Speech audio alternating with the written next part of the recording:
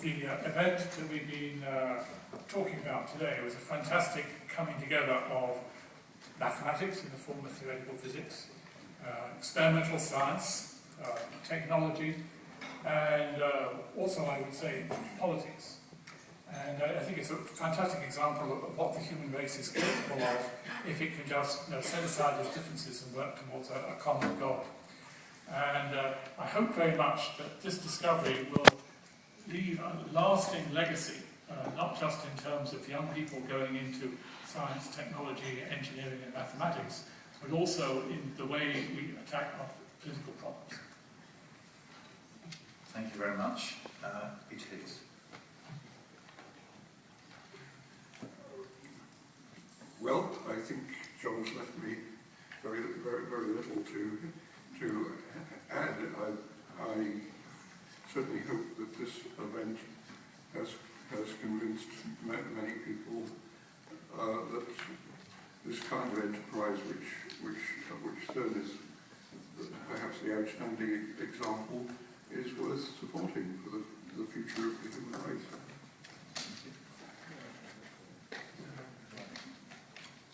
I think not only this event, but the whole time since the startup of the LHC and culminating in the 4th of July, and today this event has shown that how fascinating and how attractive fundamental science and the big questions are to everybody, be it politicians, be it media, be it the general public. And I think it's our job to underline how fundamental science is for our well-being. And I think we should use this in order to underline it. And my message to the politicians and also to the next budget is, don't cut research, because if you cut research, you cut into the young people, in the future of the young people. And this is what you should not do. Better cut somewhere else. Thank you.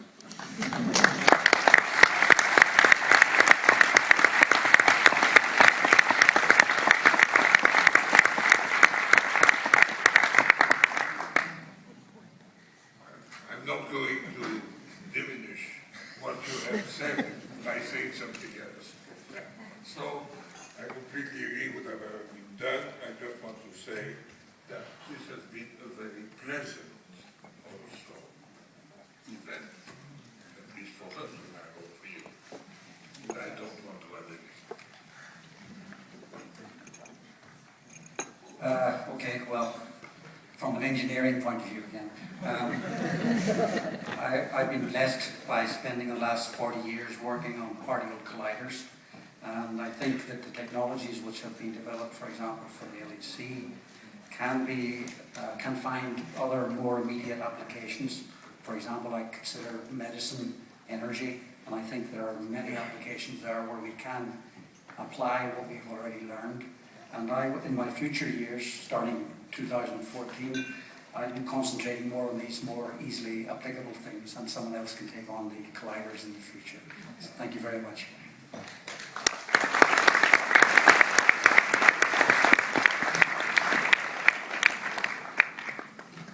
Well, I'd like to add my own personal thanks to all the speakers.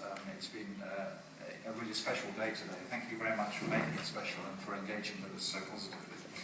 I'm going to vacate the chair now and hand over to our President, Antonio de Campos. But before I do that, I'm a pleasure to welcome to the platform someone I introduced earlier, Professor Anne Dubber, who is the Chief Science Advisor to the President of the European Commission.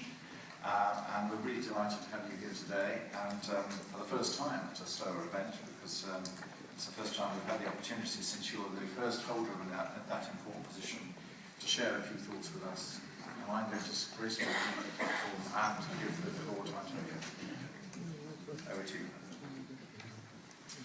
Malcolm, thank you very much. I'm absolutely delighted to be here, and the first thing I'd like to do is really congratulate STOA on putting together what I, as a molecular biologist, would still acknowledge as being the dream team that we've had today, and I'd like you to join with me in thanking them for a fabulous afternoon. So,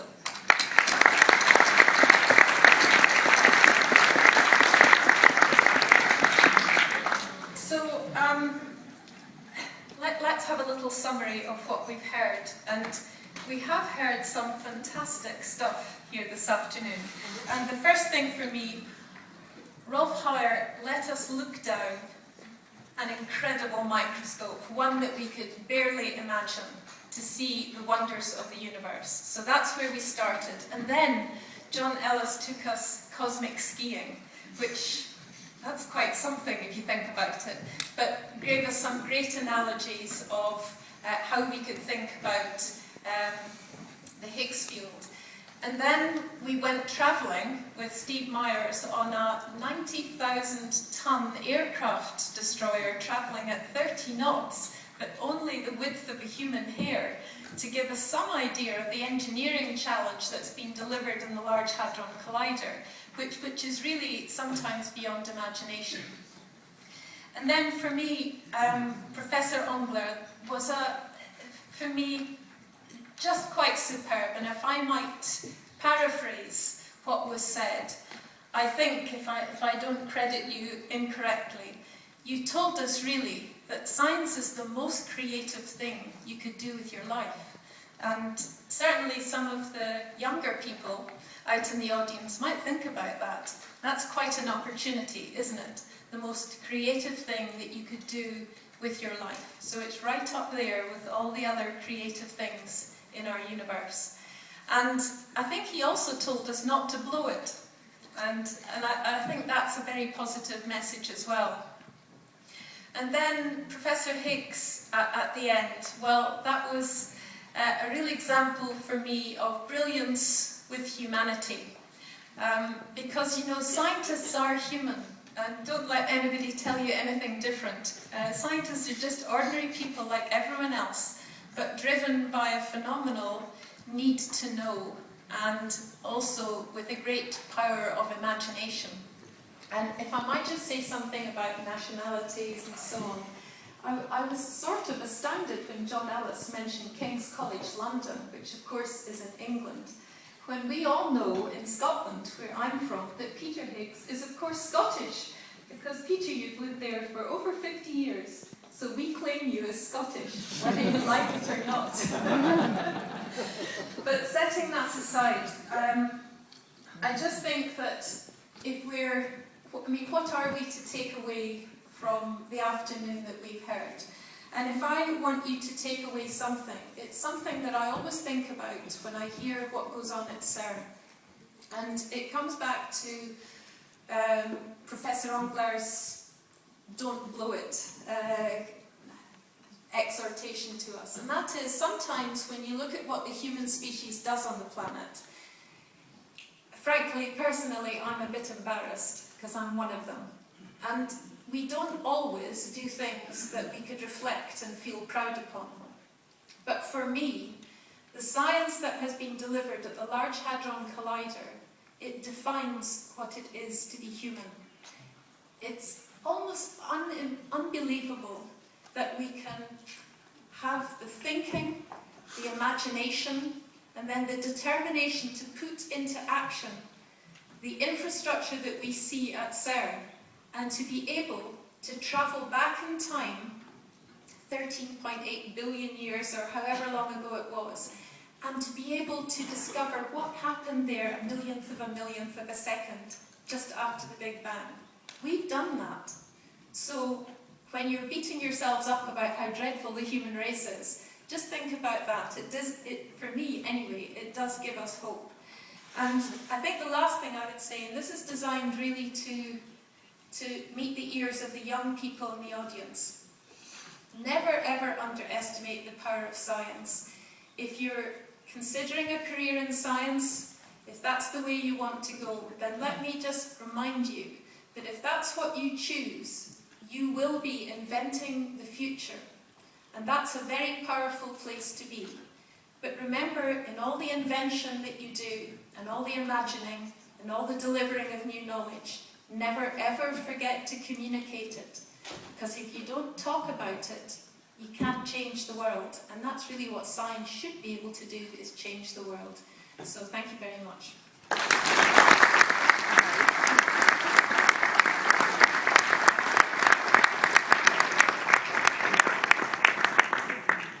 thank you, and thank you very much for being able to be here for this whole afternoon. And also, thank you for your message. I would like also to, on behalf of many people here, probably the whole room, to wish you could transmit to President Barroso the main feelings of this meeting. And also that we strongly rely on a strong European Union based on science and innovation and knowledge. And for that, resources are needed. So please don't cut the present resources that have been planned. Well, I was asked to inform you that those who are familiar with tweeting, Twitter, you can Twitter to us.